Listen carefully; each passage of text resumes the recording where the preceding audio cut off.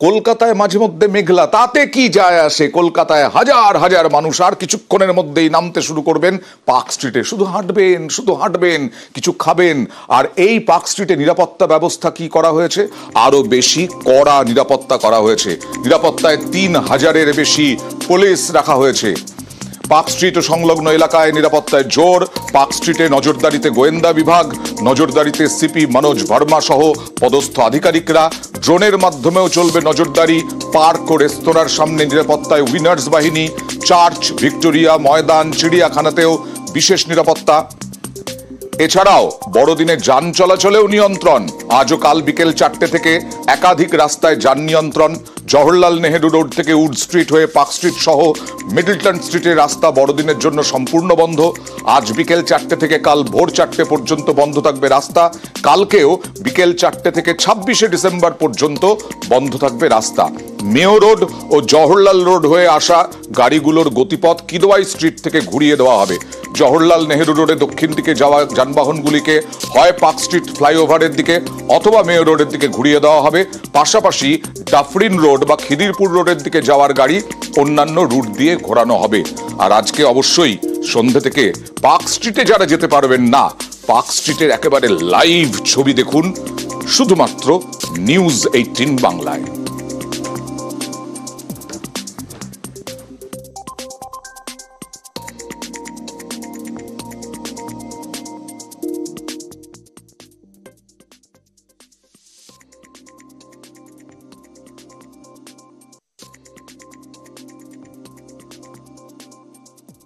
ঘটনার ঘনঘটা চলছে, কিন্তু উৎসবও তো আছে। আগামীকাল বড়দিন, তার আগে আজকেই পিকনিকে জমে উঠেছে বিভিন্ন জেলায়। মানুষ পিকনিক করতে শুরু করে দিয়েছেন। স্কুল ছুটি, পরীক্ষা হয়ে গেছে। প্রথমে যাবো ইছামতির পাড়ে। ঠান্ডার মধ্যে, হ্যাঁ সেরকম ঠান্ডা যদিও পড়েনি, একটু রোদে পিঠ দিয়ে জমিয়ে পিকনিক। সরাসরি চলে যাব প্রতিনিধি অনুপমের কাছে।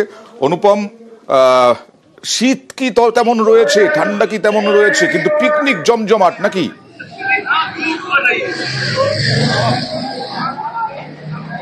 হ্যাঁ দেখো আনন্দা, একদমই তাই। তার কারণ শীত কিন্তু তেমন জমজমাট শীত পড়েনি, কিন্তু যেহেতু 25শে ডিসেম্বর এবং ডিসেম্বর মাস, জানুয়ারি মাস এটা একদম পিকনিকের আমেজ, সেই জন্য মানুষ একদম চেটে পুটে কিন্তু এই পিকনিকের আমেজ বা কিন্তু উপভোগ করতে চাইছে। এবং যে কারণে আগামীকাল 25শে ডিসেম্বর, কিন্তু আজ 24শে ডিসেম্বর, আজ থেকেই কিন্তু একদম সীমান্তবর্তী যে টাকি, সেই টাকিতে কিন্তু একদম পিকনিকের মেজাজে, আনন্দের মেজাজে নিশ্চয়ই আবারও মানে এখন শীতকাল মানেই পিকনিক মানেই হই হুল্লোড়, খাওয়া দাওয়া সমস্ত কিছু। সেরকমই দুর্গাপুরে চলে যাব। দুর্গাপুরে হুচুক ডাঙ্গা, দামোদরের তীরে দারুণ জায়গা। সেই পিকনিক, সেখানে পিকনিক স্পটই বলা যায় এটা। পিকনিক স্পট থেকে রয়েছেন আমাদের প্রতিনিধি অর্পণের কাছে যাব। অর্পণ, কিরকম জমজমাট? দেখো একেবারেই হুচুকডাঙ্গা কিন্তু সকাল থেকে জমজমাট, এবং বেলা শেষে কিন্তু দেখা যাচ্ছে প্রত্যেকেই কিন্তু এই পিকনিকের স্বাদ নিতে এখানে ব্যস্ত। কারণ প্রত্যেকেই সারাদিনে তারা রান্নাবান্না করেছেন এবং জমিয়ে একেবারে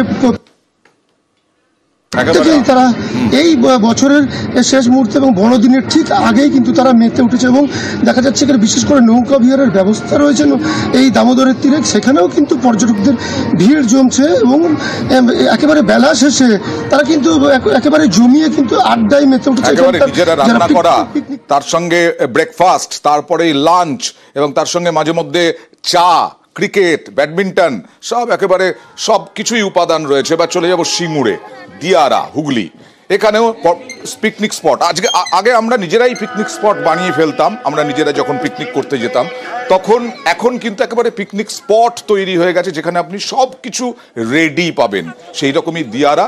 কথা বলবো প্রতিনিধি রানার সঙ্গে। রানা, কিরকম জমলো আজকের দিনটা? খান খেয়ে যান। হ্যাঁ অন্দা, দেখো মানে বড়দিনের আগের দিন মানে জমা মানে সত্যি মানে দারুণ জমেছে বলা যেতে পারে। তুমি দেখতেই পাচ্ছ মানে শিশু থেকে আরম্ভ করে মাঝবয়সী বয়স্ক লোকেরা কিন্তু এই পিকনিকে, যেহেতু বছরের শেষ দিকে এই পিকনিকে সকাল থেকেই তারা কিন্তু মানে মজেছে। লুচি আলুর দম দিয়ে শুরু হয়েছে সকালে ব্রেকফাস্ট, দুপুরে চলছে কোথাও পোলাও, কোথাও ফ্রাইড রাইস, কোথাও বিরিয়ানি, কোথাও চিলি চিকেন। স্পটেই রান্না জমে উঠলে তারপরে বেলা করে একটু খাওয়া দাওয়া, তারপরে আবার বাড়ি ফেরা, একটা দিন একটু মাথাটাও ক্লিয়ার হয়ে যায়। আর দীঘাতে না গেলে তো হবে না। দীঘায় কি 24শে ডিসেম্বরের মতোই ভিড়? আমরা দীঘার সৈকতটা দেখতে পাচ্ছি, সেখানেও পিকনিক হচ্ছে, দীঘার সৈকতে ভিড় দেখতে পাচ্ছি, স্নান করছে। শীতকালে স্নান দীঘার সমুদ্রে ভালোই লাগে। সেই দীঘাতে সরাসরি চলে যাব পঙ্কজের কাছে। একেবারে দীঘা থেকে রয়েছেন পঙ্কজ। অনেক দীঘা সেজে উঠেছে, এই সরকারের আমলে দীঘাকে একেবারে পরিপূর্ণভাবে সাজিয়ে তোলা হয়েছে, উপভোগ করছেন মানুষ। কিন্তু কোথাও মনে হচ্ছে 24শে ডিসেম্বরের মতো কি ভিড় অন্যান্য বারের মতো?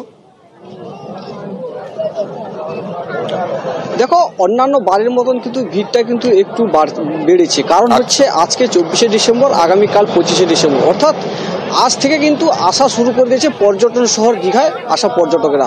আজকে ইতিমধ্যে যেখানে সমুদ্র পাড়ে, যেখানে সমুদ্র সৈকতে স্নান করছেন পর্যটকেরা, তার সাথে সাথেই যেখানে সমুদ্র, যেখানে তুমি জানো যে শঙ্করপুর, মন্দারমণি এবং দীঘা জুড়ে যে সমস্ত জায়গায় ঝাউ জঙ্গল রয়েছে, সেখানেও তারা পিকনিক মুডে উপভোগ করছেন একে অপরে। যেখানে রান্না বান্না সেরে খাওয়া দাওয়া করে একবার ফেস্টিভ মুডে স্নান করে খাওয়া দাওয়া করে ফ্রেশ হয়ে একেবারে বাড়ি উপভোগ একটা দিনের জন্য।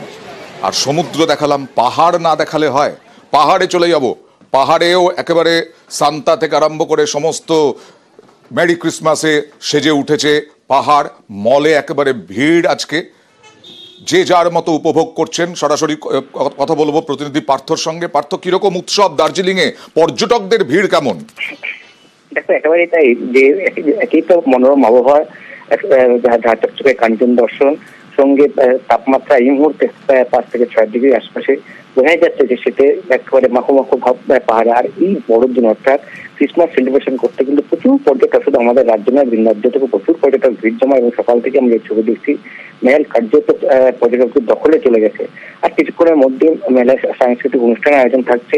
এবং স্বাভাবিকভাবেই একদিকে যে ছবি দর্শকরা দেখছে, সন্ধ্যেটা তার মানে জমজমাট হবে পাহাড়ে, সন্ধ্যেটা জমজমাট হবে পার্ক স্ট্রিটেও। আজকে 25শে ডিসেম্বর, আজকে 24শে ডিসেম্বর, আজকে 25শে ডিসেম্বর রাত্রিবেলা। তার আগে একেবারে রাস্তায় তিল ধারণের জায়গা থাকবে না পার্ক স্ট্রিটে। ক্রিসমাসের জন্য কাটাবো বলে এসেছি, আর এই ফেস্টিভ চলছে তার জন্য এসেছি। ওয়েদার খুব ঠান্ডা, অপূর্ব দৃশ্য। এই দৃশ্য আমরা ভাবিনি দেখতে পারবো, এত ক্লিয়ার কাঞ্চনজঙ্ঘা। তো আমরা দার্জিলিং এ সেলিব্রেট করবো বলে এসেছি। এত সুন্দর সাজানো হয়েছে মল রোড, খুব ভাল লাগছে আমাদের। দারুণ এক্সপিরিয়েন্স। আরো এক দাগি অপরাধীর মুক্তি। যত দাগি অপরাধী বাংলাদেশে পট পরিবর্তনের পরে, তাদের মুক্তি দিচ্ছে এই ইউনূস সরকার। আরো এক দাগি অপরাধী 17 বছর ধরে জেলে ছিলেন, গ্রেনেড হামলায় একেবারে ফাঁসির সাজা ছিল, সেই আব্দুস সালাম পিন্টু, বিএনপির ভাইস চেয়ারম্যান, জেল মুক্তি। একেবারে সাদরে অভ্যর্থনা জানানো হচ্ছে তাকে, ফুল মালা দিয়ে সাজিয়ে স্বাগত জানানো হচ্ছে আব্দুস সালাম পিন্টুকে। যত রকম দাগি অপরাধী, যত ভারত বিরোধী, তাদেরকে একে একে মুক্তি দেওয়া হচ্ছে। জসিমউদ্দিনের কথা আপনাদেরকে মনে করিয়ে দিই, কালকেই হুঁশিয়ারি দিয়েছিল, হুমকি দিয়েছিল ভারতের উদ্দেশ্যে। সেই জসিমউদ্দিনের পর এবার এই আব্দুস সালাম পিন্টু। কথা বলবো প্রতিনিধি মৈত্রেয়ীর সঙ্গে। মৈত্রেয়ী, 17 বছর পর মুক্তি, এই 17 বছর কেন তার সাজা হয়েছিল, কেন জেলে ছিল? দেখো, 2004 সালে আওয়ামী লীগের একটি সমাবেশে গ্রেনেড হামলা হয়েছিল এবং সেই 2004 সালের অগস্ট মাসের সেই ঘটনারই অন্যতম অভিযুক্ত ছিলেন আব্দুস সালাম পিন্টু এবং তার ফাঁসির সাজা ঘোষণা করা হয়েছিল। তিনি 17 বছর ধরে জেলে ছিলেন এবং সম্প্রতি ঢাকা বাংলাদেশ হাইকোর্ট আব্দুস সালাম পিন্টুর সেই ফাঁসির সাজা খারিজ করে এবং তারপরে তাকে জামিনে মুক্ত করার নির্দেশ দেয়। কাশিমপুর জেলে যখন সেই নির্দেশ এসে পৌঁছায়, তারপরেই তাকে জামিনে মুক্ত করা হয়। শুধু সেটাই নয়, এখানে আরো তাৎপর্যপূর্ণ হচ্ছে যে এই আব্দুস সালাম পিন্টুর বিরুদ্ধে আর কোনো রকমের কোনো মামলা নেই, সেই কারণে তাকে মুক্তি দেওয়া হচ্ছে। ফলে একদিকে যখন আমরা দেখছি যে একের পর এক বন্দীরা, যারা বিভিন্ন হিনিয়াস ক্রাইমের জন্য যারা অভিযুক্ত ছিলেন এবং যারা সাজাপ্রাপ্তও ছিলেন, তাদের মুক্ত করে দেওয়া হচ্ছে। আব্দুস সালাম পিন্টু, সেখানে আরো একটি নতুন সংযোজন হলো। ভারত নিশ্চয়ই নজর রাখছে পরিস্থিতির ওপর।